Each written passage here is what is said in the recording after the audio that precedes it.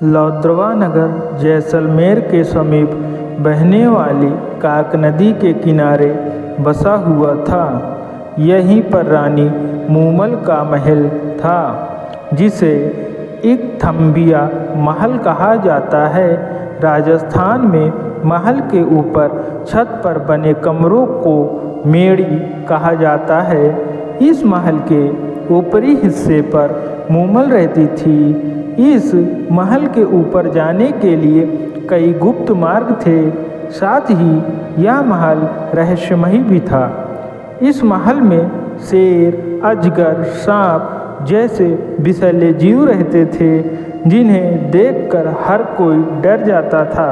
सामान्य व्यक्ति की इस महल में जाने की हिम्मत नहीं होती थी। इतना ही नहीं, रानी मूमल ने भी भरी सभा में यह ऐलान किया था कि जो व्यक्ति या राजा इन सभी रहस्यों को चीरता हुआ मुझ तक पहुंच जाएगा और मुझे प्रभावित करेगा, मैं उसी से शादी करूंगा। रानी मूमल इतनी सुंदर थी कि उसकी सुंदरता की चर्चा इराक, ईरान, गुजरात, मारवाड़ और सिंध तक फैली हुई थी।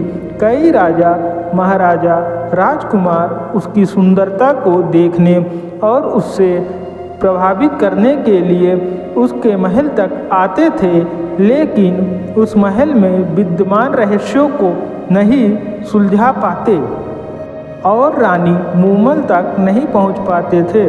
और यदि कोई पहुंच भी जाता था, रानी मूमल के सवालों का जवाब किसी के पास नहीं होता था। राजा महेंद्र उनके साले हमीर के साथ अमरकोट के आसपास के इलाकों में शिकार करते थे। एक दिन शिकार का पीछा करते हुए राजा महेंद्र काक नदी के किनारे बसे लौद्रवा में पहुँचे। वहाँ पर महेंद्र को एक बहुत सुंदर बगीचा दिखाई दिया। इस बगीचे के भीतर तरह तरह के फूल, फलदार पेड़, पक्षियों की चहचहाहट के बीच एक बहुत ही सुंदर 2 मंजिला महल दिखाई दिया, जो देखने में सुंदर तो था ही, साथ ही अजीबोगरीब भी था, क्योंकि उस महल के ऊपर तरह तरह के खतरनाक पशुओं के चित्र बने हुए थे। जब राजा महेंद्र ने यह महल देखा तो वह इसके प्रति आकर्षित हुए। महल को करीब से देखने की लालसा से महेंद्र उस बगीचे के भीतर गए। वहाँ पर उन्हें एक दासी दिखाई दी। दासी ने उन्हें तुरंत रुकने को कहा। इस बात पर राजा महेंद्र ने कहा कि वह शिकार करते हुए यहाँ पहुँच आए हैं और बहुत थक चुके हैं, इसलिए थोड़ा आराम करना चाहते हैं। वैसे भी हम आपके मेहमान की तरह हैं। उस दासी ने रानी मूमल का परिचय देते हुए बताया कि वह बहुत सुंदर हैं, जिसकी सुंदरता की चर्चा विश्व भर में प्रसिद्ध है। क्या आपने उनका नाम नहीं सुना है? इस पर राजा महेंद्र ने जवाब दिया कि नहीं। राजा महेंद्र का जवाब सुनकर दासी को आश्चर्य हुआ। फिर उसने बताया कि यह बगीचा और महल रानी मूमल का ही है।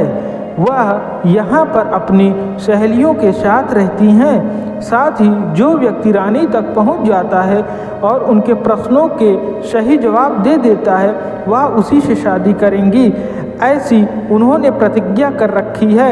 इतना सुनकर राजा महेंद्र रानी मूमल के बारे में और अधिक जानने के लिए लालायित हो उठे।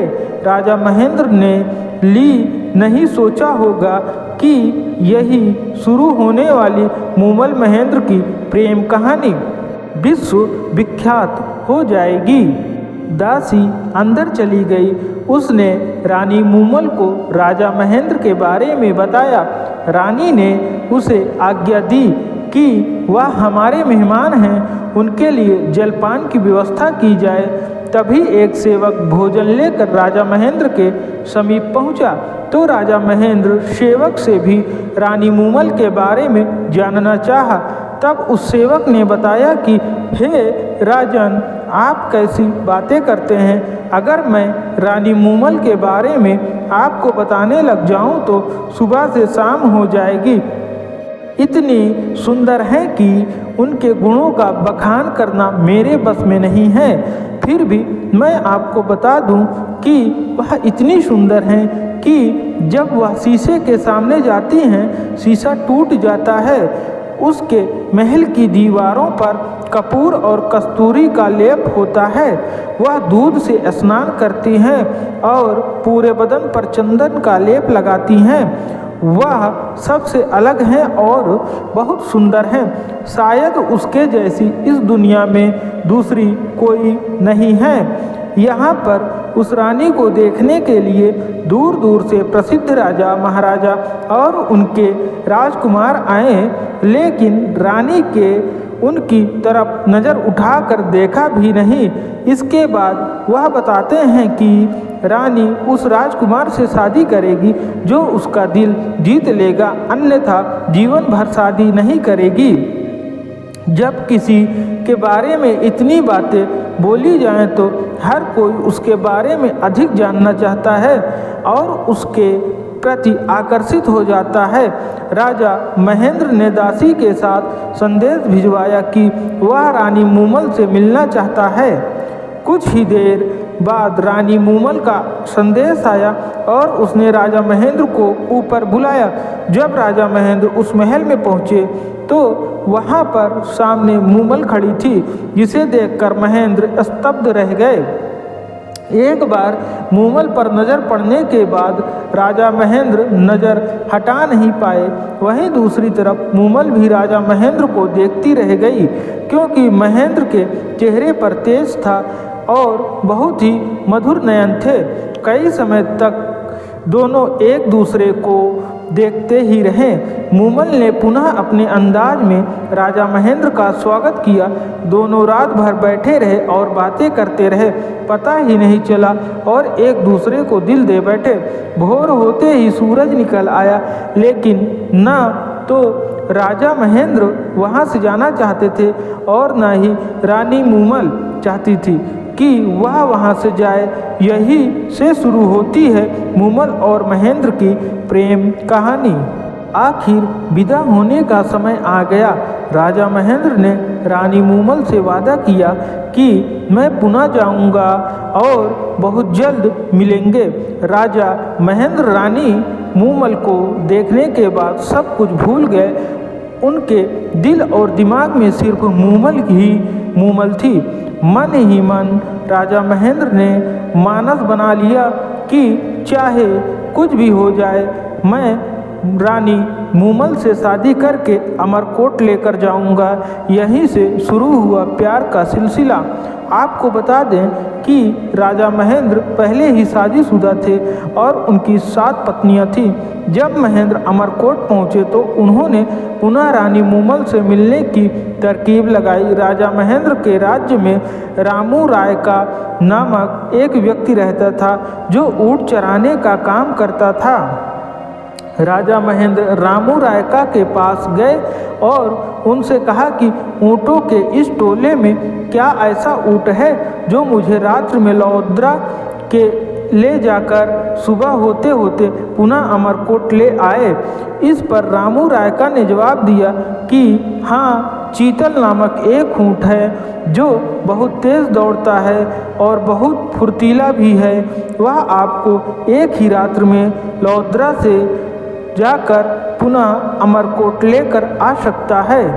इतना सुनकर महेंद्र बहुत खुश हुए। शाम का समय था। रामू राय का चीतल नामक ऊँट को सजाकर महेंद्र के पास ले आए। महेंद्र उस पर सवार होकर रामू रायका को भेज दिया और मूमल से मिलने के लिए लौद्रा के लिए चल दिए और लौद्रा जा पहुँचे और सुबह होते होते अमरकोट लौट आए। धीरे धीरे महेंद्र और मूमल की प्रेम कहानी परवान चढ़ने लगी और रात्रि के समय ऊँट पर बैठकर उनके मिलने का सिलसिला कई समय तक चलता रहा।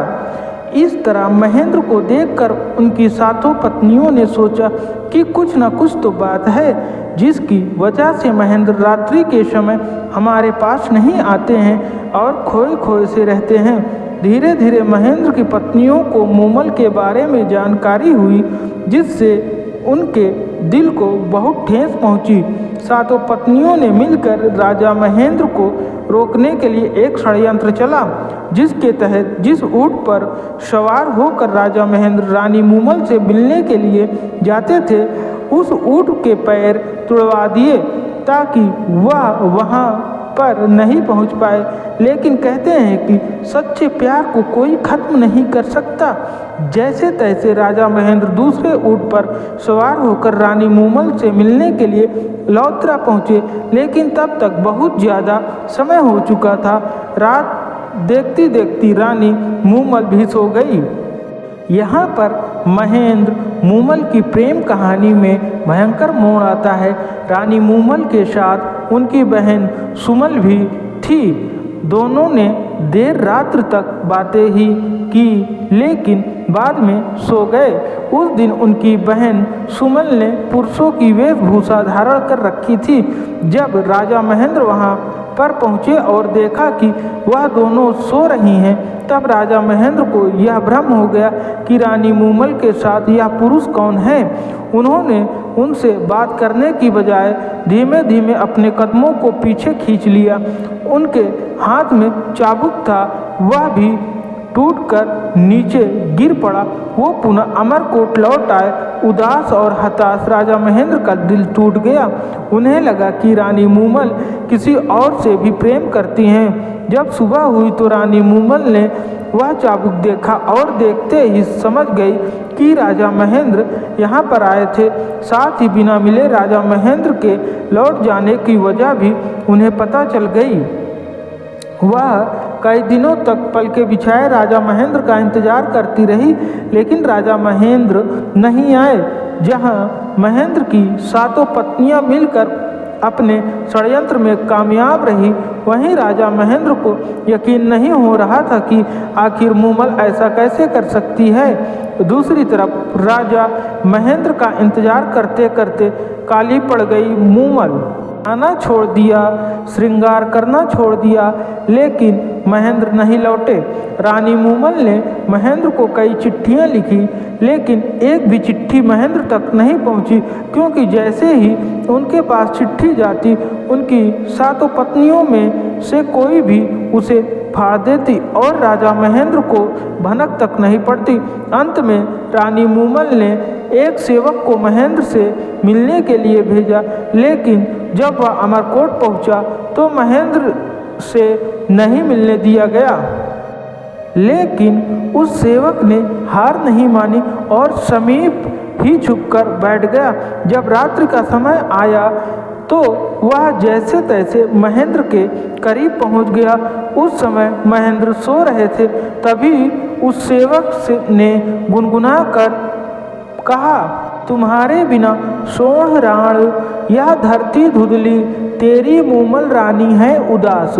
मूमल के बुलावे पर असल प्रीतम महेंद्र अब तो घर आओ। जब यह बातें राजा महेंद्र के कानों में पहुंची तो वह उठकर बाहर आया और उस सेवक को बताया कि जब वह मूमल से मिलने के लिए आया था, तब उसने अपनी आंखों से जो देखा उसके बारे में जानकारी दी।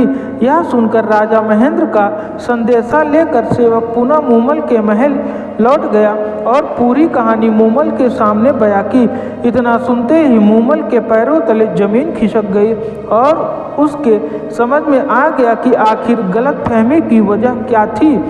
उसने अपने सेवक के साथ संदेश भिजवाया कि मूमल राजा महेंद्र से मिलने के लिए अमरकोट आ रही है। जब यह खबर राजा महेंद्र को लगी तो राजा महेंद्र ने सोचा कि रानी मूमल निर्दोष है, तभी वह मुझसे मिलने चाहती है। तब उसने पुनः संदेश भिजवाया कि रानी मूमल को वहां पर जाने की ज़रूरत नहीं है, मैं खुद चलकर कल सुबह उनसे मिलने आ रहा हूँ। राजा महेंद्र के आने की खबर रानी मूमल के पास पहुंची तो वह बहुत प्रसन्न हुई और पलके बिछाए एकटक नज़र से यह देख रही थी। लेकिन किसी ने सोचा नहीं था कि मिलने के बजाय महेंद्र और मूमल की प्रेम कहानी का अंत हो जाएगा। हुआ यूँ कि राजा महेंद्र के मन में आया कि वह क्यों ना मूमल के प्रेम की परीक्षा ली जाए। तब उसने लौद्रा पहुंचकर एक दूत के जरिए मूमल के पास संदेश भेजा कि राजा महेंद्र को नाग ने डस लिया है, जिसकी वजह से उनकी मृत्यु हो गई। वह दूत यह संदेश लेकर रानी मूमल के पास पहुंचा और ज्यों का त्यों उन्हें बता दिया। यह सुनकर रानी मूमल वहीं गिर पड़ी और कई बार महेंद्र का नाम पुकारने के बाद उन्होंने प्राण त्याग दिए। वहीं दूसरी तरफ जब यह खबर राजा महेंद्र तक पहुंची कि महेंद्र के वियोग में रानी मूमल ने प्राण त्याग दिए, तो रेत के टीलों के बीच में ही राजा महेंद्र भी मूमल करते रहे और अंत में उन्होंने प्राण त्याग दिए। इस तरह एक सच्चे प्रेम की कहानी का दुखद अंत हुआ। महेंद्र और मूमल की प्रेम कहानी आज भी इतिहास के पन्नों में दर्ज है।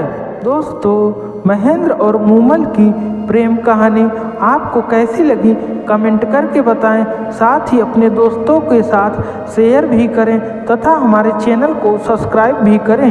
धन्यवाद।